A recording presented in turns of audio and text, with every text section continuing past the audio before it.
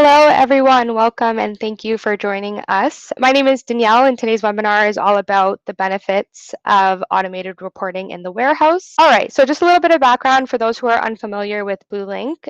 We are an ERP solution tailored for wholesalers and distributors. We help businesses streamline and foster growth. This session is not a sales pitch, I promise. We have been in the business for 30 years, helping businesses, as I mentioned, and we've witnessed numerous successful and unsuccessful warehouse operations. So today, we're just excited to share with you some industry insights that actually work.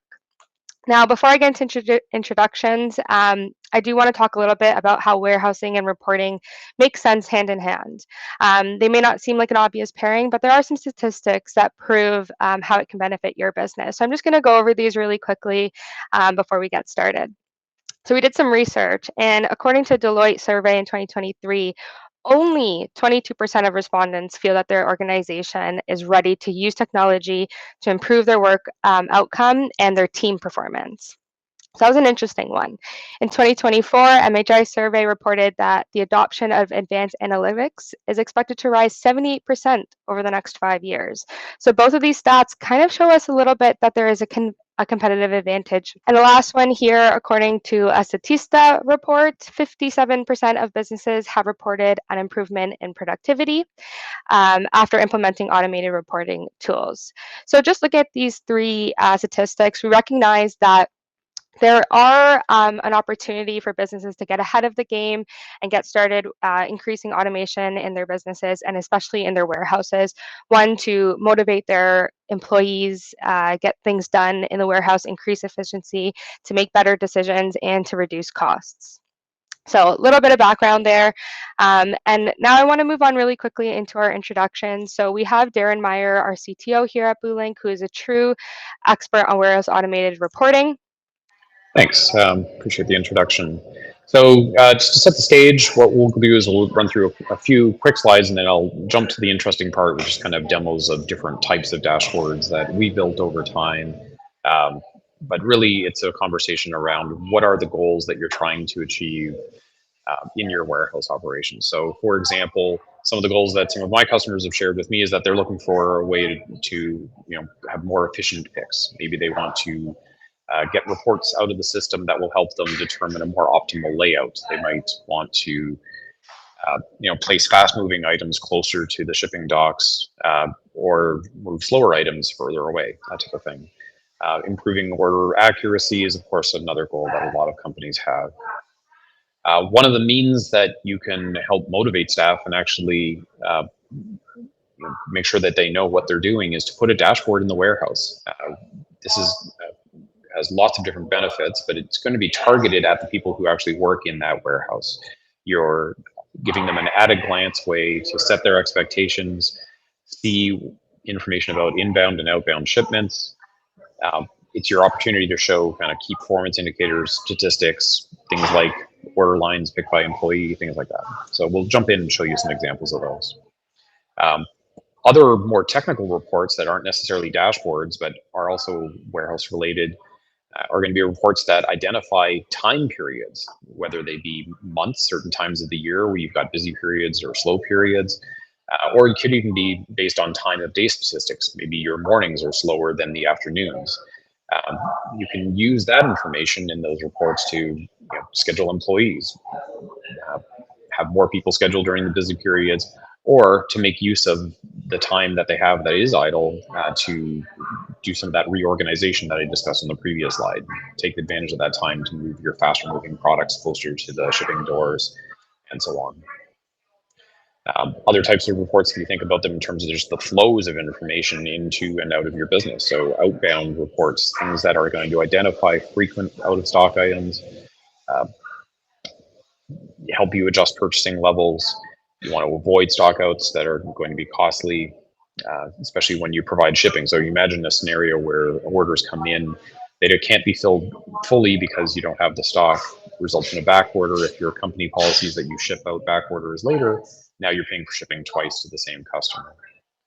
Inbound reports can help you plan the space physically in the warehouse. You're receiving docks, making sure that they're free to accept the quantity and volume of orders that are coming in. It might be, moving pallets around the night before shipments are arriving to make space. And again, from the staffing levels point of view, make sure you've got the right people working the days that those shipments are expected to arrive, especially if there's going to be a large influx of containers. Final slides here, reports and manage inventory. You may have a different problem in your warehouse. Maybe you've got a lot of dead stock. You might have products that are sitting on the warehouse shelving that haven't been sold or moved in months. Well, that's tying up capital, money that you could use to purchase higher margin items that are faster moving. Different reports that you have in the system to help support moving that stuff around could be inactive item reports, dead stock reports, lot expiry reports. If you sell lot tracked items, it's going to be really important to know what products are about to expire or what products have expired. Use that information to return products to your vendors if they're still eligible for credit. In the case of U.S. pharmaceuticals, you might need to actually identify those items to be destroyed.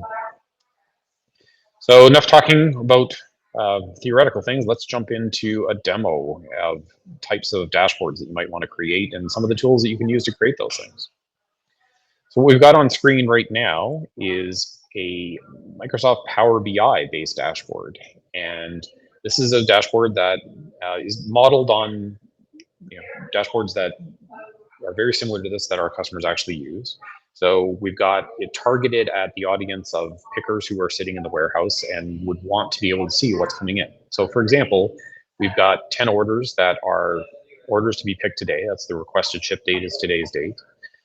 We've got a total of 54 orders that, some of those orders are maybe future dated later in the week. Quick little summary panels like this can actually show you a breakdown of those orders by status. So like this is the overall order count with taking into account different, there's some new orders coming in, picks printed, there might be other statuses, ready to pick, ship, and so on. Including picker productivity elements like the one that you see here, top performing pickers by line, shows you, which actual employees have had the most productive day today. So this person's picked 320 lines of orders and so on. Elements like fill rates are examples of key performance indicators around what I was talking about earlier, dealing with back orders versus not. So you want to see your fill rate sitting at as close to 100% as possible. If it's sitting at 100%, that means everything that your customers are ordering is actually being allocated and picked in the warehouse. If that number was lower, might give you an indication that you need to dig into, well, why are we running out of stock on these items? How come we can't fill those orders? Another thing that we often see warehouse staff being particularly interested in is orders by shipping method by ship date. So in this example here, you can see we've got a generic one. Best way just means pick any shipping method you want, but there's also some express orders. Well, if you have a cutoff time for the pickup of express orders, you need to make sure that those 14 orders get picked ahead of time. These dashboards can be dynamic, or they can refresh automatically, and you can see these numbers changing during the course of the day as you're actually doing your shipping and picking activities. So another example of something that our customers often want to see is the notion of inbound orders. What's coming in today? So here we can see we've got 4 different order detail lines that are all inbound for today's date. And then if we scroll down a little bit, we can see what's coming in tomorrow, maybe a couple of days later, and so on. So these things can project into the future. And again, that helps set everybody's expectations of what's coming in. As these POs actually get received, these items drop off the list and your information gets up to date. Do you have to use Power BI? No, of course not. You can use any number of different reporting tools. So a similar version of that same report was created by one of my team in just an Excel file. So here, the different data sources are linked in. What's nice about these is that you can actually filter them dynamically. So you could include other time periods just by checking a box. You could manipulate this data however you'd like. So Excel can be a great reporting tool for this, but this is more for somebody who's sitting at a desk. It's not refreshing automatically. You'd have to put, somebody's got to click a button to make that happen. The advantage of a Power BI report like the one I was showing you, we were looking at it in the design surface, but that same report can be published out to a website. So if I go back here to a Power BI website, Now, this is a view of that same report published to an electronic website. Another cool aspect of Power BI is that you can actually view Power BI reports on mobile devices. So you can imagine a warehouse manager or somebody in the warehouse who's got their phone on them. They're nowhere near the dashboard that's showing at the front of the warehouse, but they can pull up their phone and quickly check these order stats. So this is an example of that same dashboard in a mobile optimized view, just sitting on a mobile device. So what other types of reports might we want? So that covers kind of the dashboardy type things. What are some of those other reports that we mentioned? The slow moving items reports, that type of thing. Well, another tool that you can take advantage of, something like SQL reporting services. So this is more of a classic type of set of reports. So here you've got things like backorder reports, customer complaint or product quality reports. You can imagine, for example, every time that product gets returned, you can identify a reason for the return. If the reason is that you picked the wrong item, then that's going to tie into your warehouse staff information. So in an ERP system, you can often link the return information to the original sale. If there's data around who picked the order for that original sale, now you can track the pick errors by employee. Dead stock is the idea of products that don't move very frequently. Maybe they don't get sold very frequently, or they have a large amount of value, but not a lot of margin. So identifying what those items are using these types of reports can help you to work with the sales team, let's liquidate this stuff, free up that capital, make it available for other things. Inactive products, another example of something where maybe the sales team has marked something inactive, but you still have stock of that. Running a report or making the warehouse team aware of what those products are allows them to do those same things. Maybe you can return those products to your suppliers, maybe you can liquidate them. Similar reports are inventory turnover and so on. We're not going to drill down into all of these reports just because that would be a little bit boring, but you get the idea of different reporting tools can be used to pull these different stats. So summary of the reporting tools we just discussed here. Let me put this up in a slightly nicer view. Power BI, great for dashboards, great for display of key performance indicators. They can be very visual.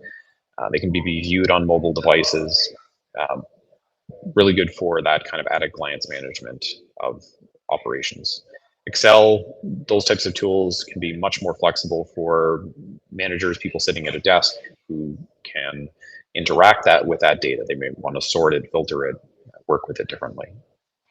And then tools like SQL reporting services, which I showed you a little while ago, are much more graphical and interactive in terms of their ability to drill down into those reports. You can often subscribe to reports and do management by exception. So you could have reports that only show up in your inbox if certain conditions occur. Like give me a weekly summary of returns by reason, but only if there actually were returns for that week. Otherwise, you don't get the report at all, and it doesn't clutter up your inbox. So what are some key takeaways from this presentation? Well, start by meeting with your warehouse and inventory teams. Figure out, using samples like the ones that you saw in this webinar, what are the types of pieces of information that will help benefit those teams and help them to run the business and make decisions in their job roles. Working with experts to pull the right data that supports those reports is also going to be very important. You have to make sure that you're using an ERP system or a warehouse management system that provides data in a meaningful way so that you're actually putting accurate information on the screen. Ideally, you want to make sure that that data can refresh automatically, especially for a warehouse in the a dashboard in a warehouse environment. You want that every few minutes to automatically refresh and show the latest information.